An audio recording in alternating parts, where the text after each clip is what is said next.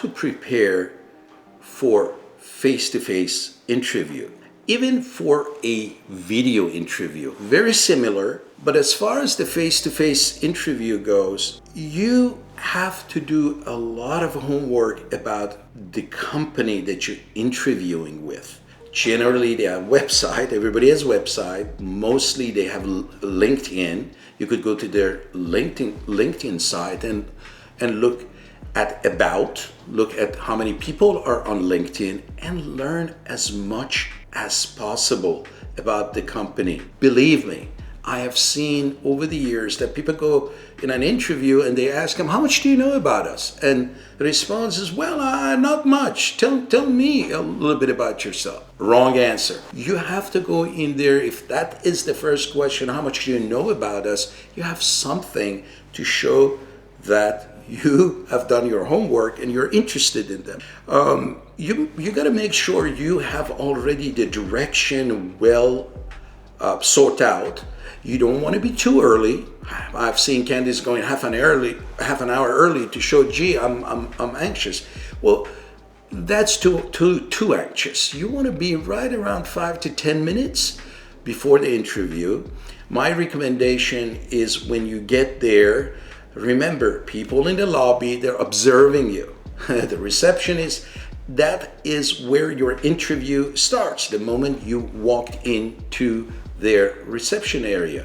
So you should be very cordial with the reception.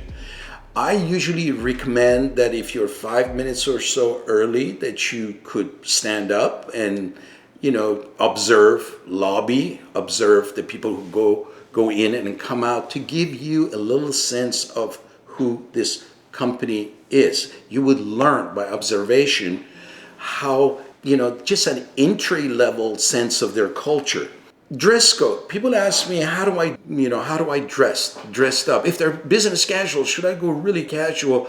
Listen, I would rather I be safe, meaning that even if they're business casual, I'm not suggesting you should go and wear a suit and tie, but that doesn't mean you go really business casual. Don't take the t-shirt you wear on Sundays because you want to be, they said it's business casual. I still would rather a jacket, collar shirt. You could take your blazer, jacket off when you're in an interview, but being dressed up a notch is always safer than being dressed down a notch. So be careful about your dress code.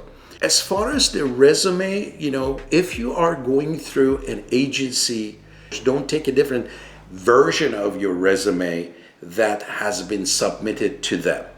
Even if you have applied to them directly, if you have multiple resume and you like to customize, which is pretty wise to customize your resume, make sure you take the resume that they have already been submitted to them.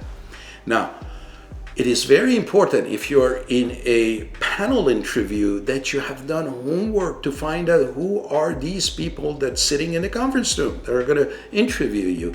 I am not personally a big fan of panel interviews because I feel there's a competition there among 3 or 4 people to say, who does a better interview, who is going to have the gotcha moment with you. So it is very important for you to find out who you're interviewing, and most importantly, what are their titles. So if you're having a CEO and COO and vice president and manager and HR recruiter, you gotta have a different kind of eye contact, a different kind of tone with each of them. So you can't just walk into an interview without knowing their titles. So do a good amount of homework and research on who they are. And my recommendation is, generally when you walked into an interview, ask them that how long is the interview going to last? Because that way you could find out how much time you have to ask questions too. So that would be a good thing to say, ladies and gentlemen, just for me to be aware, how much is this interview is going to last. If it's a one-to-one, that is much better because you would have a little bit more personal connection. So I'm a big fan of it, but we don't have a control on it.